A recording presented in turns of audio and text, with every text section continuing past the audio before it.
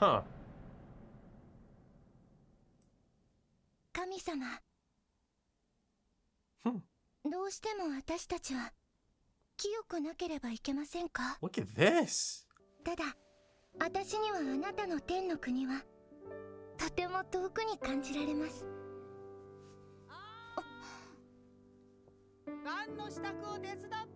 And 行く。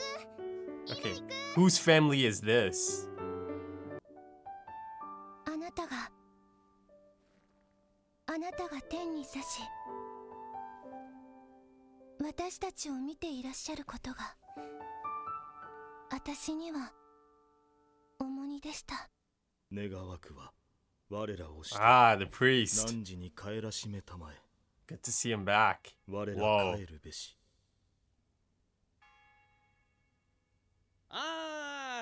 つまり神父さんよ、あれだ、俺とこ Wow. の兄 Great 貴がそう transition. だ。この信頼関係は銀には変えらんねえよな、兄じゃ。当たりきよ、と Look at this. 金額によるがな。どうよ、当たり。さあ、どうなんでしょうね。私の想像する愛とは全然違いますけど。生死の最中のコンビネーションできるか、お前に。 He's so animated. 素晴らしいことだとは思います。あなた方兄弟にとってはかけがえのないものなのでしょうね。私が戦場に立ったとして、あなたは私の背後を守ってく How だ about さい that? ますか。 Yeah. ああ、何言ってんだ。 Of course not. 兄じゃとだからやれるんだっつうの。 Oh. 酒漬け坊主に背中任せられっかよ。でしょう。すみませんが分かるように言ってくれやがりませんかね。そういじゃあさ。 I love that they're taking an interest in this. それに私は酒が好きなわけではありません。はあ、じゃあ飲むなよ。They're probably so confused at this point. こいつわけわからん。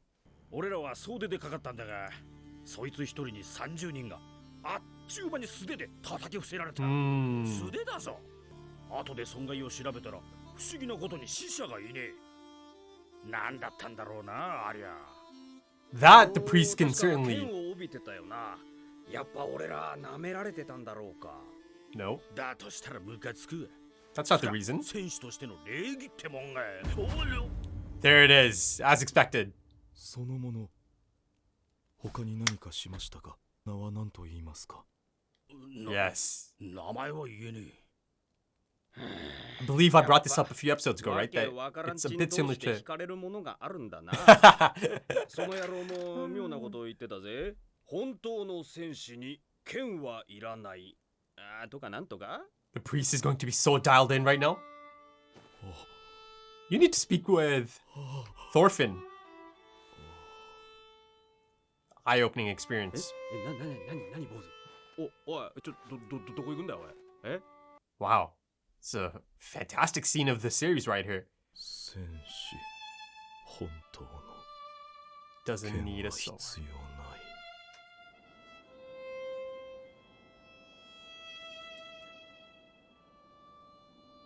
本当の戦士。天気の文句を私に言われても困りますよ。 Wow. 私は船乗りですよ。海ならともかく丘の天気なんぞ専門外でしてね。 Beautifully animated. アシェラット、準備万端だ。いけるぜ。 Wow. よし、 Wow. アシュラット、孫友の襲撃、略奪は我らノルド人の伝統でしょう。 Wow. This animation is just. 天に弱します我らの父よ。お祈りしないとどうなるの？そりゃお前、不信心者は死んでから地獄に落ちるんだ。そうだ。地獄は悪魔がうよ。 Oh boy, they're about to see hell real soon. 嫌だろ悪魔。 Hell on earth. 悪魔、怖い。 Akuma. 父ちゃんも怖い。でもお祈りする Oh よい子。 boy. 天国 Oh へ行け。 man. よく覚えておきなさい。家族がバラバラになったら嫌だわね。でもお父ちゃん、どうして神様は急にこの世をお裁きになろうとするの？悪党は全然。おお、あいつら超 Yeah. きっ Oh と boy. 神様はああいう連中が湧いてくるのをご存知だったんだろうな。 Whoa. Did she steal it? ああ、でも素敵。またはめちゃった。 The いくら ring. するんだろうこの指輪。今からでもお金払ったら神様は許してくれるかしら。 She did き steal っ it. とあれは悪魔が誘惑したんだわ。お金もないのに市場見物なんかするんじゃなかった。きっと家族の中で私だけ天国に行けないんだ。うわー、左手にはめても素敵。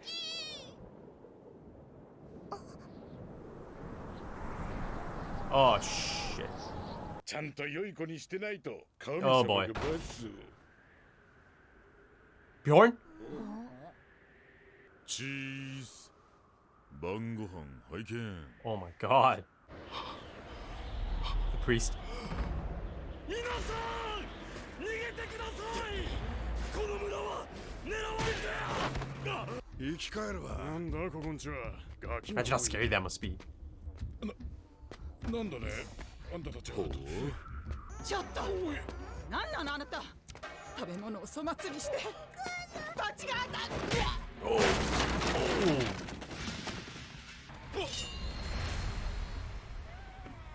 食い物全部 Wow. 出せ。殺すぞ。 Okay, maybe they have orders not to kill. Wow, I'm just blown away by the animation. 104人の戦士には足りねえな。どうしようどうしよわしらの言葉の通じる者はおらんか。食べるものを半分、せめて半分残してくれないか。半分あればなんとか冬は越せる。 Oh man. Oh man. 赤ん坊もおるんだ。どうか。赤ん坊か。そりゃ大変だな。 It's about to chop his head off. 大丈夫。あんた方のことは考えてあるよ。冬越しの心配はしなくていい。本当に。 Yeah. Oh my god. 本当さ。来年も再来年ももう冬越しの心配はいらん。あんた方を苦悩から解放してやろう。 This is hell on earth, all right. 彼らは非戦闘員だ。生かしておいてもこいつらに食わす飯は They're ね。 good. They're as good as dead, yeah. 一人でも脱走されたら敵地の真ん中でもたついてることをチクられる。そいつはいただけで。穴は掘れたか。おお、詰めれば62人入るぜ。アシャラッド、この者たちはキリスト教徒だ。王子殿下の御ためにはこれが最善ですよ。はい、他に質問のある方は Oh my god. いないね。やれ。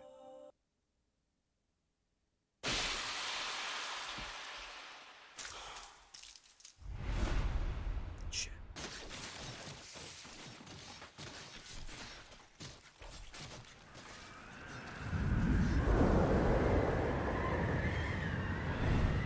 Wow.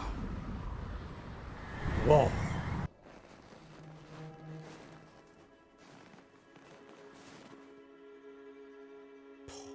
Kind of speechless right now, folks. This is.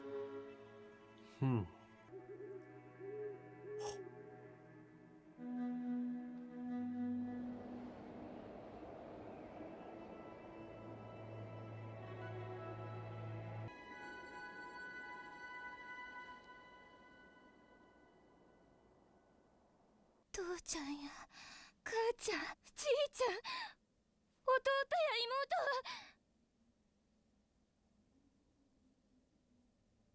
そちらに着きましたか。やっぱり私のことはお召しにならないのですね。そうよね。だって私ドキドキしてるんだもの。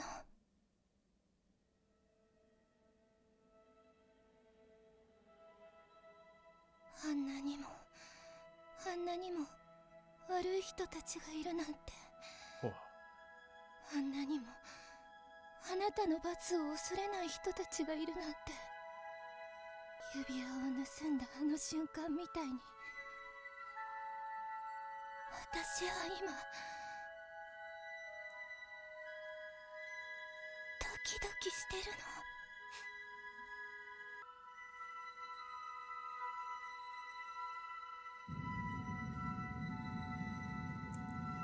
Wow. Wow.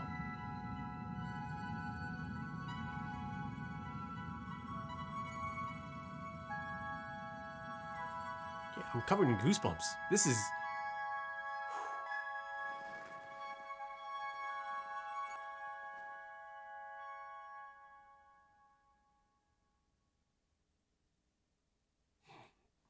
Wow.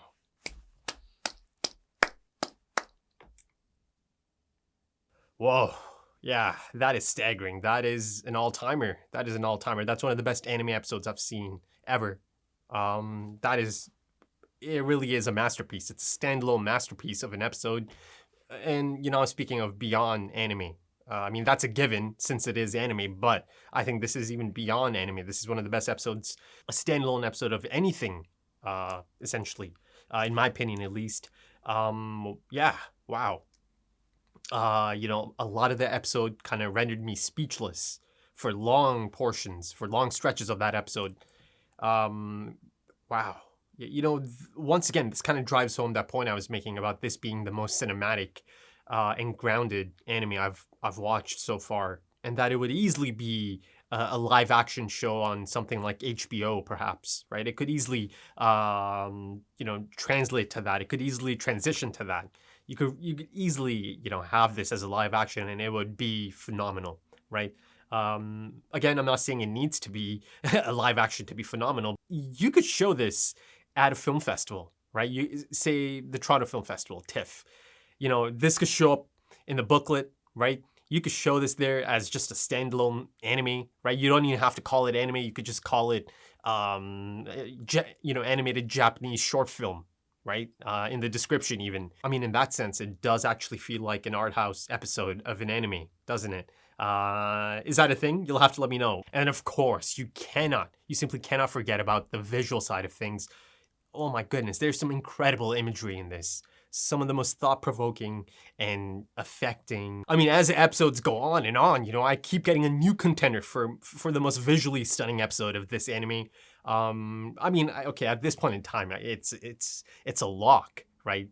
It's a lock. This is the most visually stunning anime I've watched so far. I mean, yes, everything else I'm watching also has that element there. It's present, for sure. You know, be it Shingeki, Death Note, Fullmetal Alchemist, and of course, One Piece as well. But this hits different, man. You know, this is something special. This is something really special. But this anime, more so than any of the ones I've just mentioned, there's just something so pivotal and unique about the visual storytelling of it, right? It plays such a massive part. I mean, yes, it's all visual storytelling in that sense, right? That's a major element of anime for sure. But, you know, this anime specifically, yeah, this is something else. And that's been one of the running or reoccurring themes of this anime since day one. You know, it'll pair up the stunning imagery, right? The beautiful imagery with brutal actions. And the fact that this, in episode 14, was perhaps the most brutal depiction of a massacre, essentially, or the choice that led to that massacre, essentially, that's saying something, right? Given the nature of this story. Again, it doesn't sugarcoat anything. That was clear a long time ago. And the fact that it doesn't really focus on a lot of the established characters. I mean, yes, there's a bit of a focus there, but you don't see much of Canute. You don't see much of Thorfinn. Lord Ragnar is shown a bit, right? He does his best, or he tries his best at least, you know, to get Askeladd to turn around. But no, Askeladd was dead set on this, right? They're too far into it now to turn back. And he'd rather do it here, right? Here in England, to this village rather than, you know, his homeland, essentially. Rather than turning back and having to go to a village in his motherland. Right, they made the choice to kind of push on, or Askeladd made the choice to push on. And it all just kind of felt so premeditated, right? that, his plan here is to find the first village and do this, Actually, I'll get to that in a bit. There's a lot to get to, but let me, finish my point about there barely being much mention or focus on any of these established characters. Ragnar, but Lord Ragnar is an intelligent individual. He's seeing this, right? He's seeing how Askeladd kind of functions. So surely he's kind of got an eye on Askeladd as well, because listen, they've established that they need to separate Canute from Lord Ragnar, right? At some point, Canute has to be by himself, right? He's going to need some tough love. That's Gratianus and Askeladd's conversation was quite unmissable, right? In that sense, that he needs to leave the nest at some point. And in that sense, he certainly got a look at the real world, didn't he? Canute, Prince Canute, that is. This isn't something Ragnar could shelter him from, right? And, I'm not even sure, but this probably is the first time that he's seen something of this magnitude, brutality of this magnitude, innocent people being butchered, right?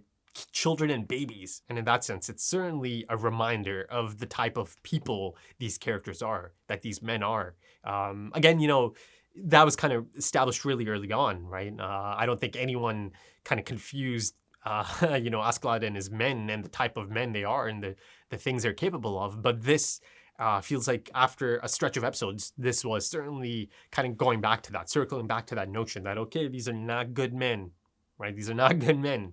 Yet they are the characters the story is following and the audience is kind of attached to at this point. And, like I mentioned, how this potentially could have been premeditated, right? This might have been his plan all along to, pillage the first village they come across, right? Look at the last episode. Just last episode, they're talking about him, Askeladd being the last remaining descendant of this heroic individual, right? This hero figure. This legend, Lord Arturios. In my last episode established that Askeladd cares so much about his people, or, the people of his motherland, and that he's never going to let any of these Danes step foot in there, right? Yet, just the next episode, you see that he's ordering the massacre of, was it 52 or 62? 50. Yeah, something like that. 52 innocent civilians, right? And this is the exact thing he doesn't want his people in his motherland to experience, right? Yet he is able to go through with it, right? In that sense, it kind of goes back to that point I was making a few episodes ago. It's all about perspective, right? If you look at it from Askeladd's perspective, a person in a position of authority in this case, and, also being responsible for Prince Canute at this moment in time, and he certainly uses that, doesn't he? Askeladd, that is. If you look at it from his perspective, he needs to find shelter for his men, and he needs to find food or provisions for these men, right?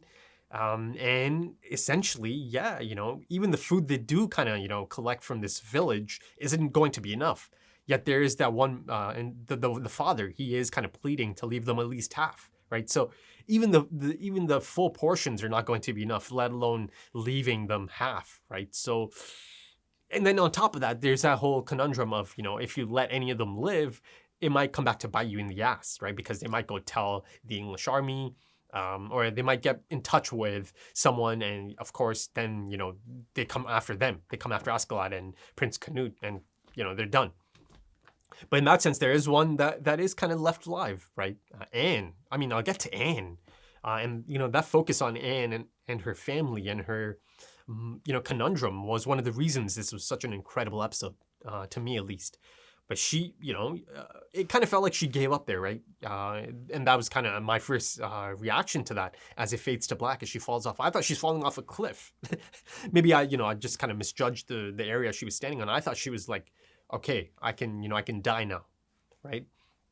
But, in that next scene, and of course, that transition from that brutal night, the massacre at night, but then transitions to the light of dawn, essentially, right? The title of the episode. In that stretch, right? Some of the imagery there is incredible, jaw-dropping imagery. And, in that sense, before I go any further, I did hear about this anime moving to MAPPA. I'm not going to lie. At first, I was a tiny bit disappointed to hear about this.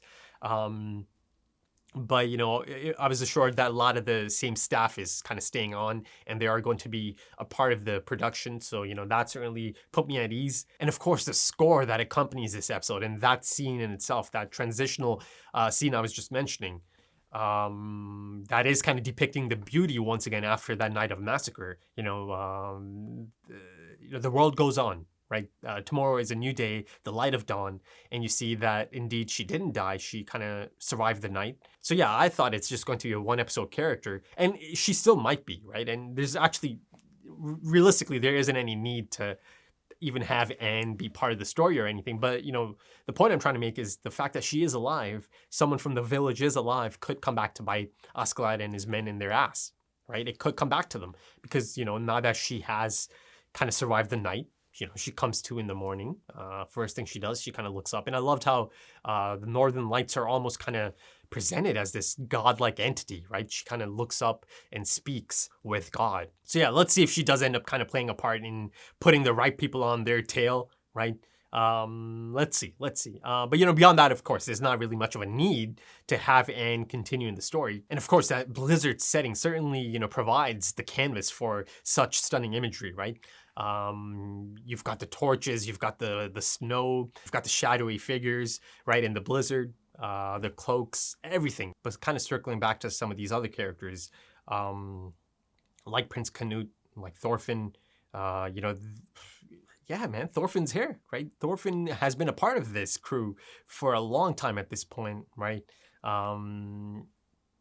Listen, maybe he didn't, take actual part in this specific massacre, and maybe he doesn't really take part in any of them, right? He does his own thing, but he is following this crew. He is a part of these men for a really long time at this point, right? And of course, you go back to that episode 6, right? Yeah, it certainly established that he had to kind of suppress or kind of throw out his empathy a long time ago if he's going to be able to follow this crew, if he's going to be able to, follow this goal of his, right? The path he's on at this point. And then, of course, you have Prince Canute, who's probably not going to forget this anytime soon. Perhaps he's never going to forget this. And, the fact that you have Askeladd here, who's telling Lord Ragnar, this is the best for Prince Canute, right? This is the best for his survival. Yeah, imagine that being on your mind. That these innocent people, an entire village essentially died, so you could be safe. And beyond Lord Ragnar trying to kind of get Askeladd to back off, because he realizes, the village is up next, it is going to get pillaged. You see the priest. He steps out there, man. He doesn't care if he's going to catch a beating, and he certainly catches a beating. He steps out there. He tries his best to let the people know. But yeah, I'll get back to the priest, because the priest continues to be one of the best new additions to this anime, to this story, this side storyline that's going on. His kind of quest for love, or trying to find a certain type of love, right? And the fact that, those twins are, again, I keep calling them twins, but I can't remember if they are twins. To me, they kind of feel like twins. Those brothers, I really love this dynamic. I love that they've taken an interest in kind of assisting the priest, or, trying to figure out just the type of love the priest is after, right? To them, it's exciting. To them, it is intriguing. And, they certainly do their best. They do their part in, kind of presenting their own brotherly love, the brotherhood. But that is a specific type of love that is unique to them, because they are brothers, because they are able to have that bond. It's exclusive to them, right? And of course, the priest kind of challenges them, or one of them at least. He asked him, "Would you have my back on the battlefield?" And of course, as expected, and from their perspective, the brothers' perspective, rightfully so, he said, "No, not really, because I can do that. I can have that trust in my absolute trust in my brother, because he is my brother, because they've grown up together and they have that understanding." Almost telepathic understanding. And I love how, there's a bit of a comedic element added to that. And I think it was effective for that scene, right? I mean, it certainly takes a really dark turn later, but I think for that scene, it was quite effective. Just a little bit of cutesy, humor being brought in through those brothers, who I do like, right? I mean, this anime, man, here you have me saying, I do like them, but then they also show us the things they are capable of, right? And that was one of the points I made really early on in this anime, that, if you're not able to get past the fact that these are not good men, you might not even be able to kind of enjoy this anime, or, because it is following this band of characters, and it's been following them for a long time. Like, I could totally see people just absolutely hating characters like Askeladd and his men throughout the entire anime, right? Even if they go through the entire anime, I could see them just hating Askeladd for sure, right? I mean, do I hate Askeladd? No, I think he's one of the most incredible new characters I've come across. But that doesn't mean, I condone some of his actions here, right? He's not a good man. None of them really are. But, in that sense, it's that gray area, right? It's not presenting some simplistic notion of good or evil. Even though the things that are happening in this episode, right? The massacre, of course, no one can defend that. So they're bad men. They're capable of these things. You see Bjorn just backhands that older lady, right? And she seems to be out. She was out then and there, right? She might have died just then and there to take a fist from someone like Bjorn. And he had no hesitation, right? No hesitation. It's kind of like a fly is trying to get close to his face, and he just swats it. And of course, the episode did a great job of kind of humanizing some of these, one episode characters. And I'm speaking of the family, Anne's family. I mean, a decent amount of the episode or the runtime is allocated to the family, right? Just being a normal family, a regular family. They don't have anything special, but they are content, right? They have each other. I mean, they do have something special. They have this really wholesome, loving family, and they're certainly tight knit. And they had a great dynamic, and you see through their hands, right? The redness or the bruises, and specifically had a lot of that.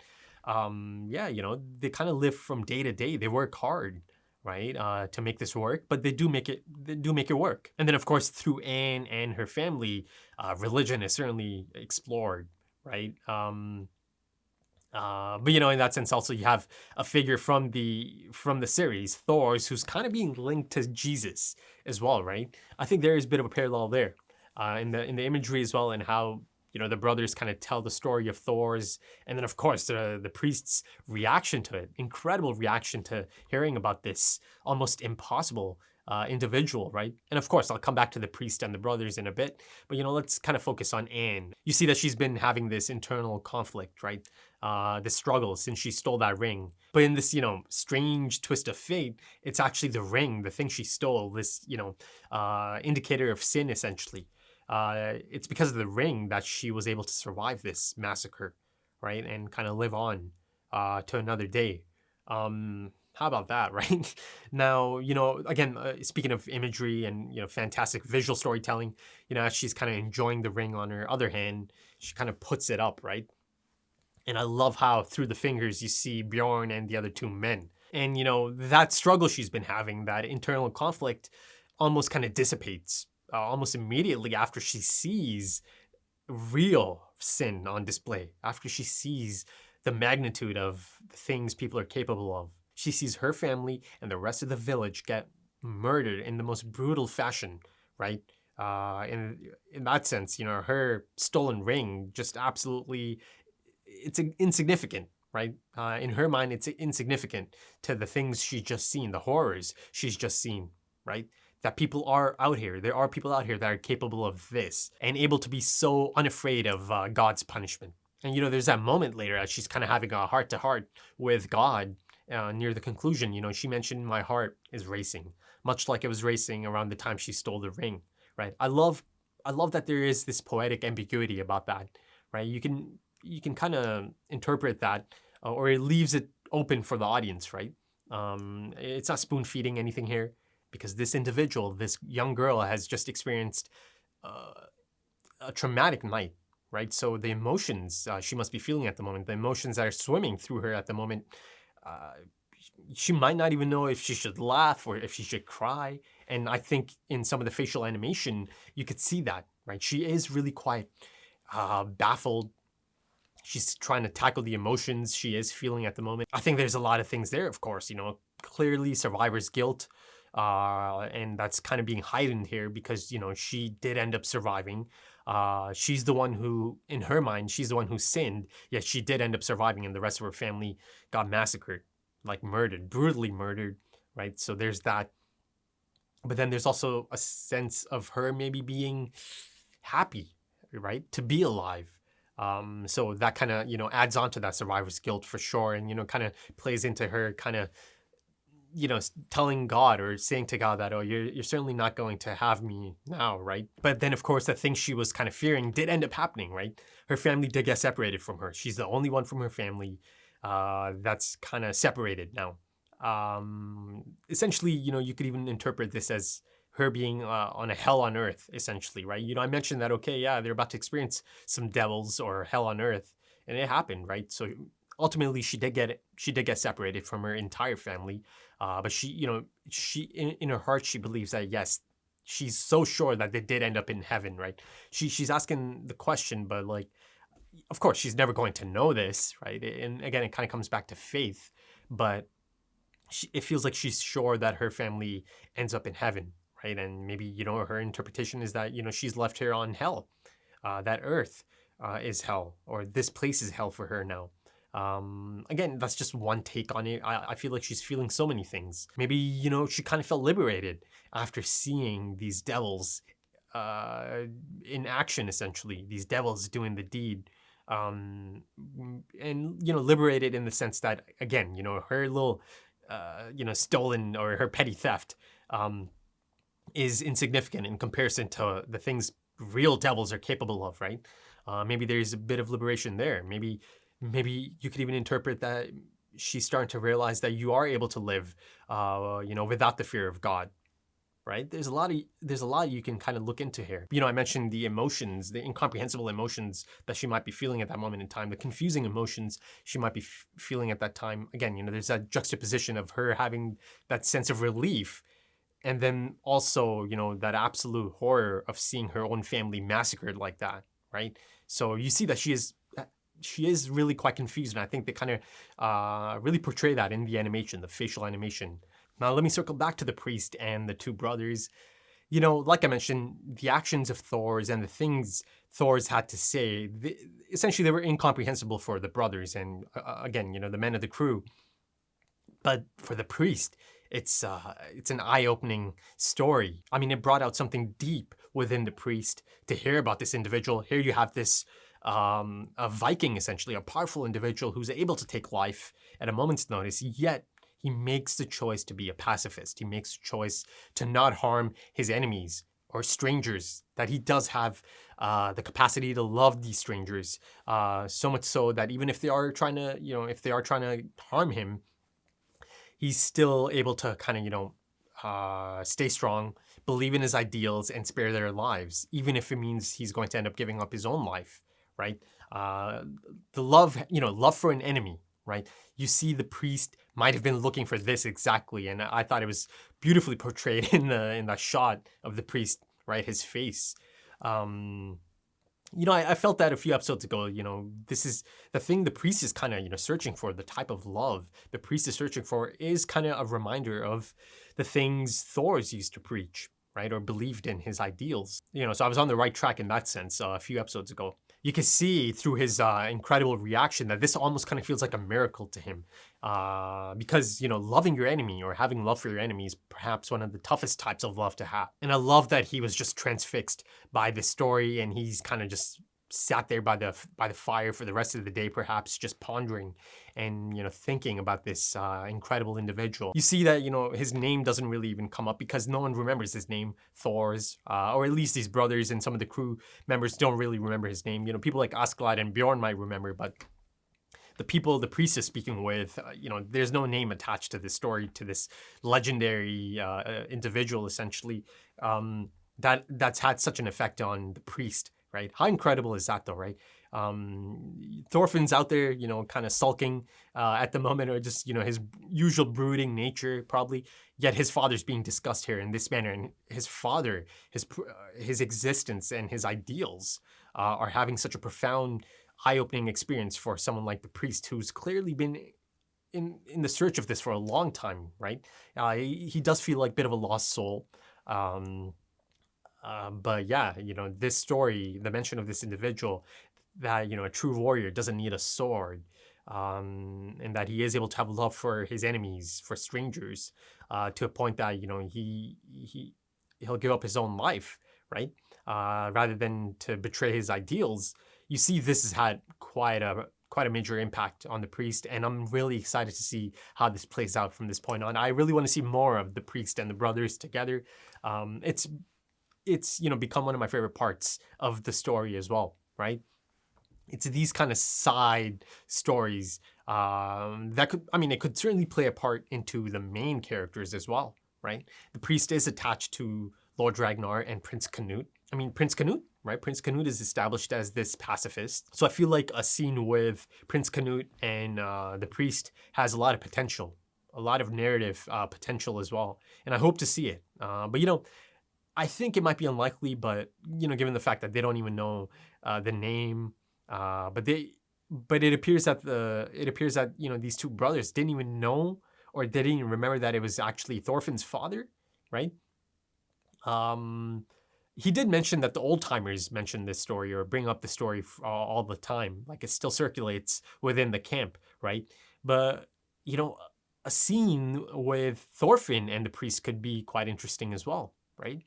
Yeah, I don't know how likely that is, but it could be possible, because a lot of times they are kind of in the same buggy, right? In the same carriage, because he's meant to be the bodyguard essentially for Prince Canute, and Lord Ragnar's there, and the priest, sometimes he's there. But like those men said to the priest, right? A few episodes ago, continue talking. I would like to hear more about this, right? Yeah, that certainly applies to me as well, as he continues his search for this universal type of love, essentially the type of love Jesus had, right? And again, like I mentioned earlier, the Jesus and Thor's comparison isn't too far-fetched here. In the context of the story, the brothers are telling the priest love for everyone, even if they are strangers, even if they are your enemies. I really do enjoy this new dynamic they've introduced through the priest and the brothers as well. Right then, that's about it for this incredible standalone masterpiece of an episode. Yeah, just it's one of those episodes I'm not going to forget anytime soon, right? Yeah, really impressive stuff. It really is. I enjoyed that thoroughly. Enjoyed that quite a bit. And if you enjoyed this, consider dropping a like, consider dropping some comments, and give me your thoughts.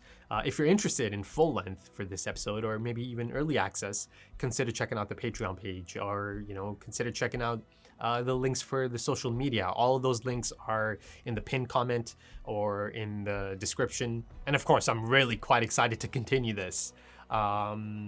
It feels like it's really in the business end of the story at this point, right? I'm past the halfway point, so yeah, it's certainly escalating episode by episode now. So I hope to see you soon for that one as well. Until then, take it easy.